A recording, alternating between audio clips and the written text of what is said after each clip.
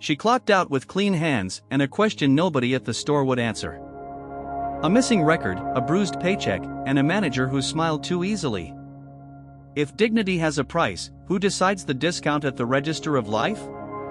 Tonight, we followed one cashier who walked away rather than bow. Stay with me until the very end, and don't forget to tap like, subscribe, and drop a comment telling us where you're watching from. What follows puts power on trial.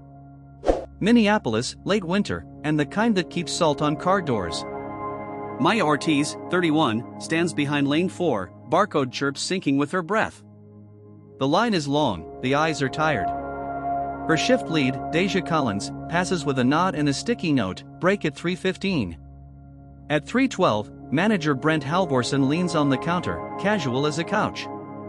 Need you to push through, short-staffed, he says. Maya swallows coffee bitterness, watches the clock tick past the agreed time. A promise moves from spoken to slippery. The register hums like it's keeping score, and so am I. Records show Maya's schedule printout stapled in the break room lists 11 to 7:30, 2 paid breaks, 1 unpaid lunch. She photographs it discreetly, date stamps visible. Proof artifact 1, seated. Insurance, she whispers, sliding the paper back under a magnet. She returns to lane 4. A customer asks for paper bags, policy says charge a dime. Brent hovers, corrects her in front of everyone, loud enough to clarify who's boss. The dime clinks like a tiny verdict. Maya smiles anyway, that practiced retail smile. Her eyes, however, are a ledger, and tonight the books won't balance. At 6:55, Deja taps her shoulder, clock out 7:30, overtime freeze. Brent interjects, we'll fix time cards later. He texts payroll, we'll later see the thread. For now, his thumbs are a blur. Maya's feet ache, the overhead fluorescents buzzing like impatient bees. She scans bags, thanks to robots masquerading as people, because everyone's tired. The receipt printer jams. Brent sighs theatrically, come on, Ortiz, basic stuff. The comment lands with a weight that isn't technical. She clears the jam, hands the receipt with both palms, the way her mother taught her, respect facing forward. At 7:28, a mother with twin toddlers arrives, last-minute diapers, coupons like confetti. Maya moves quickly, still precise. The clock hits 7:30. Brent waves the customer through. We need the sale, he mutters. Maya finishes at 7:36. She logs out. The punch doesn't stick. The terminal freezes, then blinks. She tries again. System's down, Brent says, not looking. We'll adjust tomorrow. She watches his reflection in the plexiglass, inscrutable, a shadow with a barcode gun. She writes the time on a sticky note. Sometimes the moment isn't about shouting. It's about a quiet subtraction, 6 minutes here, 10 there, dignity shaved into dust. Investigations start as whispers. The first artifact waits where a printer jammed, and a promise jammed harder. Tension reset. The next morning, Maya checks her time card on the staff portal. Her shift ends at 7:29, not 7:36. 7 minutes erased like chalk. She approaches Brent by the seasonal end cap of chocolate bunnies. My punch didn't stick. He shrugs. System rounded down. She shows the sticky note. He smirks. Not an approved record. The smell of floor cleaner mixes with saccharine sugar. Deja passes, eyes flicking between them. We can ask payroll, Deja offers. Brent's smile tightens. Let's not waste Omar's time. A clock can be faithful, or it can be trained. Deja walks Maya to the security room, a cluster of screens washing faces in gray. Cameras see everything, Deja says, unlocking footage with a keycard. They scrub to 7:36, lane 4, timestamp lower right.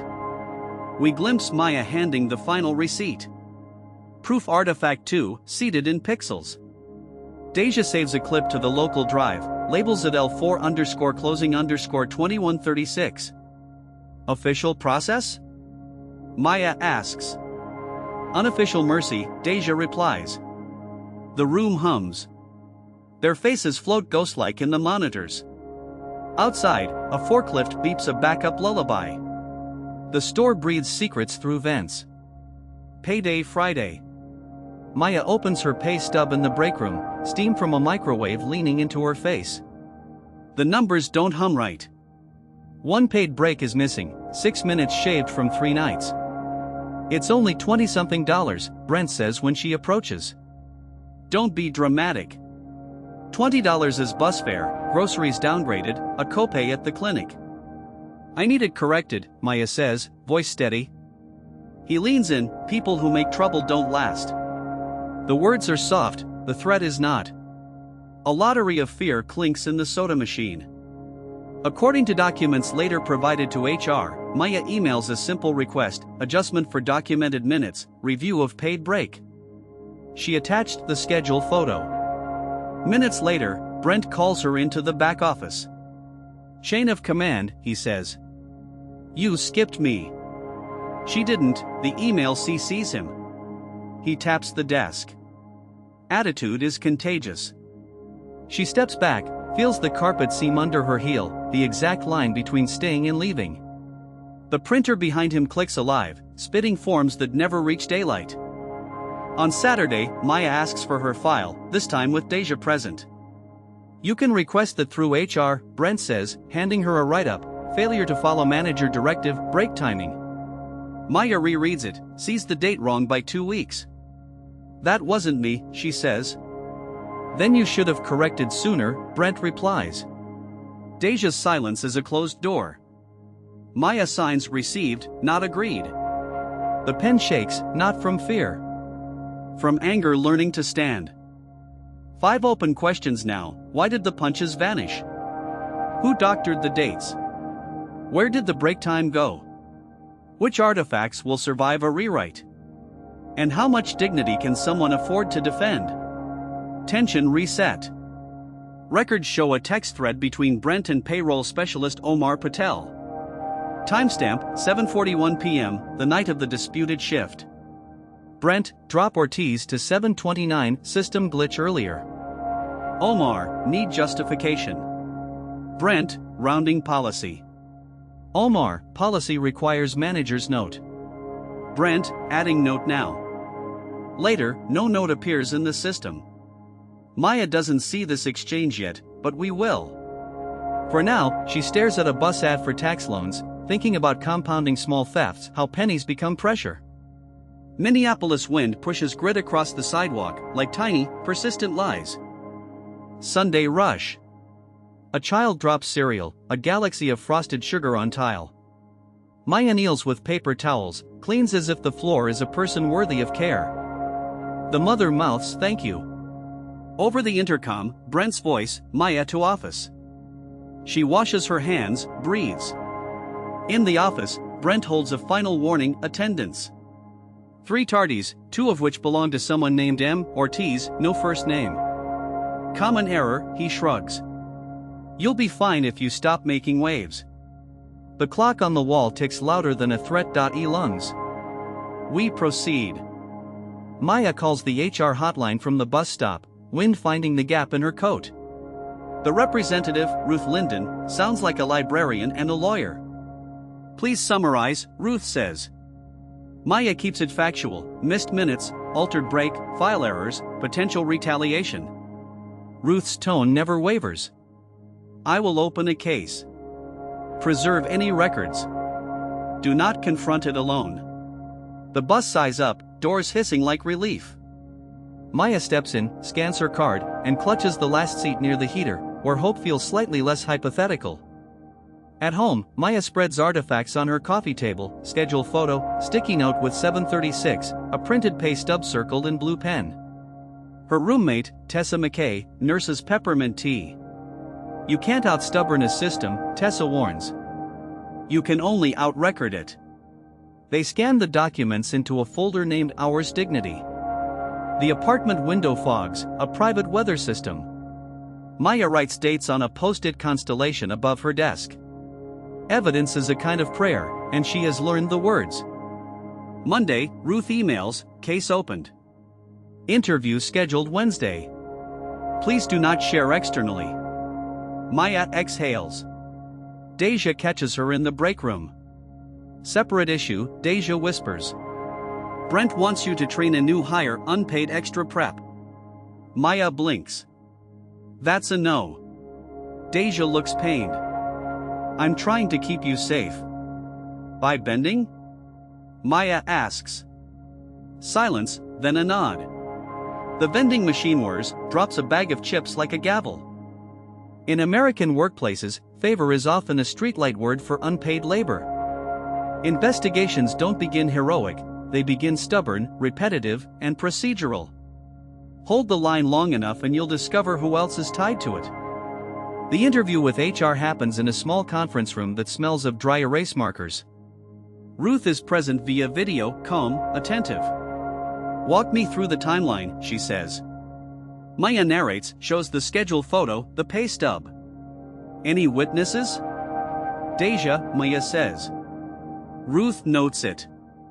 Any retaliation? Maya mentions the write-ups, the shifted dates. Ruth's jaw tightens. We will request system logs.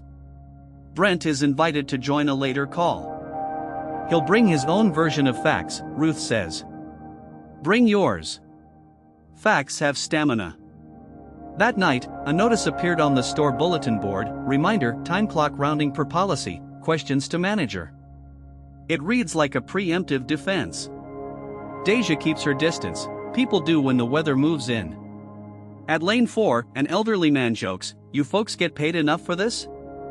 Maya's smile returns on schedule, but her eyes are elsewhere, calculating, retaining. She checks the clock. It ticks with the indifference of infrastructure.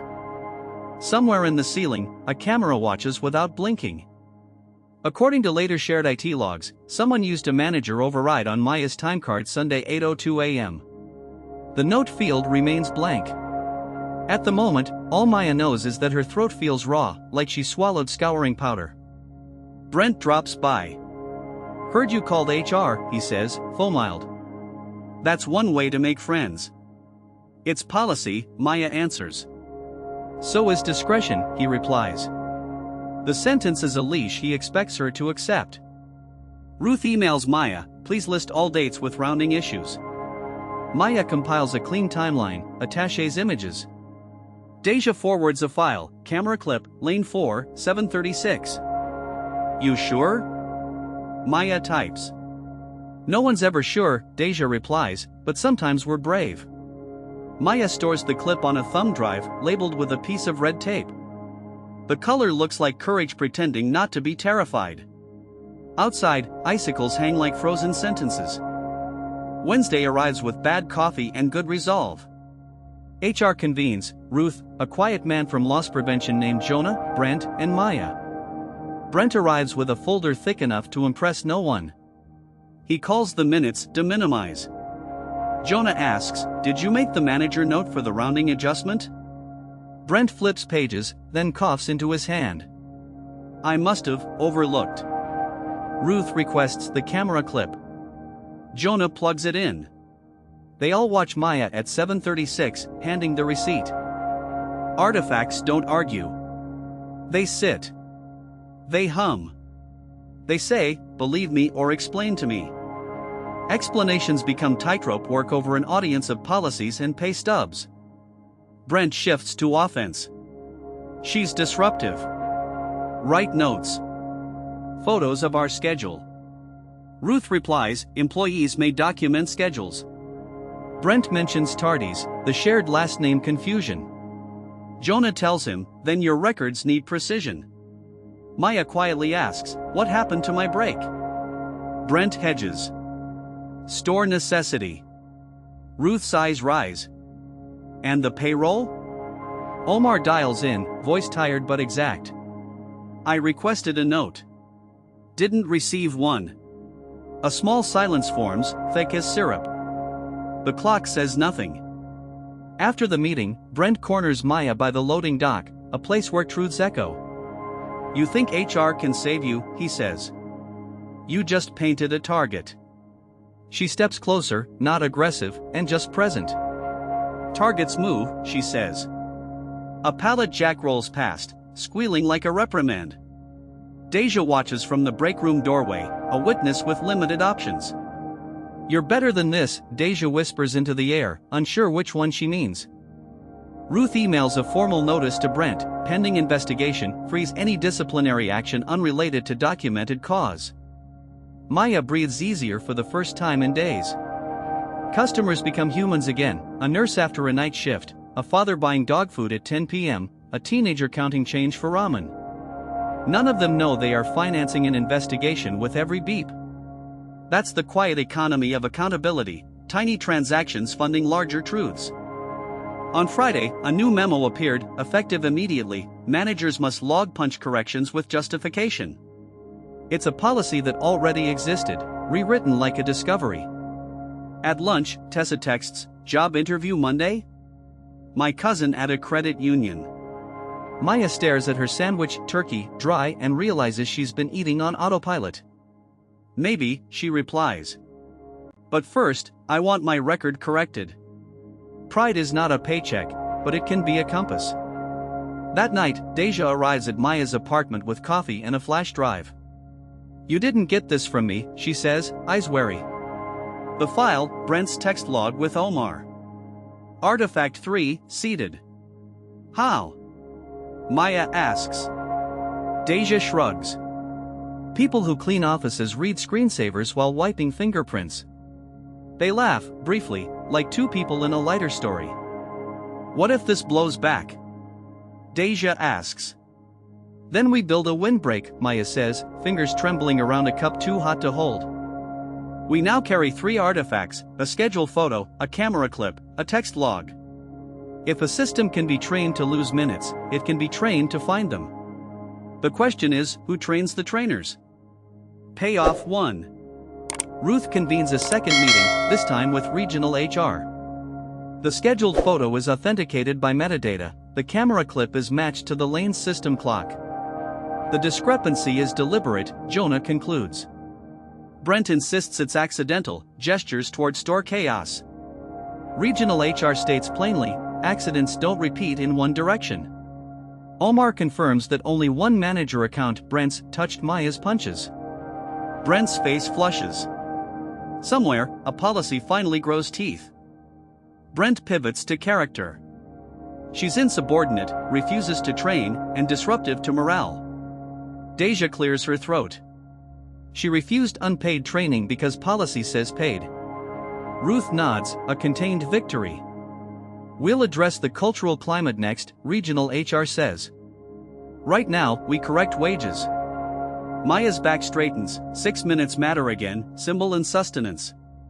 The meeting adjourns. Outside, the parking lot lights buzz. Snow starts like a rumor. Payoff 2. The text thread lands in Ruth's inbox via anonymous upload. It shows Brent instructing Omar to drop Ortiz to 729. It shows Omar demanding a note. It shows the note never added. Ruth calls Jonah. "We have intent," she says, steady as a level. Jonah calls the loss prevention district. "We might have a pattern." They pull 2 months of adjustments. A graph will later show a river of minutes flowing away from certain names, toward the store's labor budget. On Saturday, Maya works a quiet morning shift. An elderly woman insists on bagging her own groceries. "Habit," she says, hands slow but precise. Maya watches her, sees respect in every deliberate fold. "You do it right," the woman says. "Some folks rush." Maya smiles, a real one. Outside, a salt truck sings its gravelly song. Inside, a ledger of minutes prepares to balance. Hear the math breathing. Ruth meets with Brent privately. We don't hear the words, but we see the aftermath, Brent's desk emptied of personal photos by noon. Regional HR circulates a sanitized email, leadership change effective immediately. Deja texts a single emoji, eyes wide, unsmiling. In the break room, someone has taped over the rounding memo with a sticky note, "We see you." Maya takes her paid break on time. The coffee is still terrible, the taste is not. Corporate quietly adjusts back pay for 5 employees, including Maya. According to documents, They add penalties required by state law after HR's consultation with legal. Ruth calls Maya, "Your corrected pay will land next cycle. I'm also removing the erroneous write-ups." Maya leans against the wall, phone pressed to her ear, eyes closed. "Thank you," she says. Ruth pauses. "Keep your records, Ms. Ortiz." Culture shifts slower than policy. Deja meets Maya in the parking lot. "He's out," Deja says. "Interim manager on the way." Maya nods, arms wrapping her coat tighter. "You okay?" Deja asks. "I'm not angry," Maya says, surprised in her voice. "Just done making myself small." They stand watching the steam rise from their breath like two human chimneys warming a cold corner of the world. In the distance, a siren wails and then doesn't. Payoff 3. Loss Prevention's audit finds Brent's pattern reaches beyond Maya. Several employees, predominantly those who don't push back, lost minutes near shift ends. The camera clips tell identical stories: customers run late, minutes vanish, notes absent. HR flags the cases. Corporate issues a mandatory training, time integrity and respect. The title tastes like committee, but it's a start. Maya receives an apology email. It's bland, but it exists, and it's written in the ink of admissions. Tessa's cousin calls from the credit union. "We've got a teller role," she says. "Pays solid, and culture is better." Maya listens politely. She says she'll think about it. She's not leaving to escape, leaving would be a choice, not a flight. At the store, a new interim manager introduces themselves, Kara and Gwyn, sleeves rolled, eyes kind. "We'll reset some things," Kara says. A reset is not a cure, but it opens a window. Maya returns to lane 4 with a new ritual. She notes her start and end times on a small card she keeps in her apron. Not because she expects theft, but because accountability is communal. A father returns an item, policy says no without receipt. "Let's find another solution," Maya offers, within the rules, with humanity. He leaves grateful. She logs her paid break, takes it, and returns. The lights feel less like interrogation and more like visibility. Dignity scales. If it works at a lane, it can work at a department store. If it works at a store, it can work across a district. The math stays the same: minutes equal money equal respect. Ruth closes the case. Outcome: corrective pay, manager separation, policy reinforcement. She invites anonymous feedback. Deja submits one line: respect is not expensive. Loss Prevention sends a district-wide alert for unusual rounding patterns. Somewhere, an assistant manager in a different store reads it and thinks twice. The ripple doesn't announce itself, it just moves. Kara schedules a team huddle. "We'll rotate breaks and enforce them," she says. "If we're short, I'll run a lane." People murmur disbelief until they see Kara bagging at lane 2 later that day, nails chipped, smiles unperformed. Deja catches Maya's eye and mouths, "different." The word lands like a small, hot stone in cold hands. Culture is learned, so is repair. Omar emails Maya privately.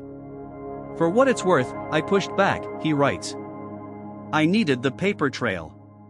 She replies, "I saw." "Thank you." Payroll is an invisible crowd. Today one face steps forward. Not every ally carries a sign. Some carry logs, fields, and receipts, and we need them all. A week later, a customer complains that Maya wouldn't bend a rule for a coupon past its valid date. Kara reviews, then stands beside Maya at the service desk. "Our team followed policy," Kara says to the customer, gentle but clear. Afterward, Kara turns to Maya. "Respect is consistent," she says. "For customers, and for you." Maya feels a pressure she's been holding release, like a not listening to reason. On her day off, Maya walks by the Mississippi, the river muscled and sure. She thinks about staying. She thinks about leaving. Both feel like choices she owns. Tessa texts a meme, Maya laughs alone on a bench, no one to witness except a gull with too much opinion. She tucks her hands into her sleeves, pockets of warm decision. Closure doesn't always look like applause. Sometimes it's a quiet walk by a river that never stops moving.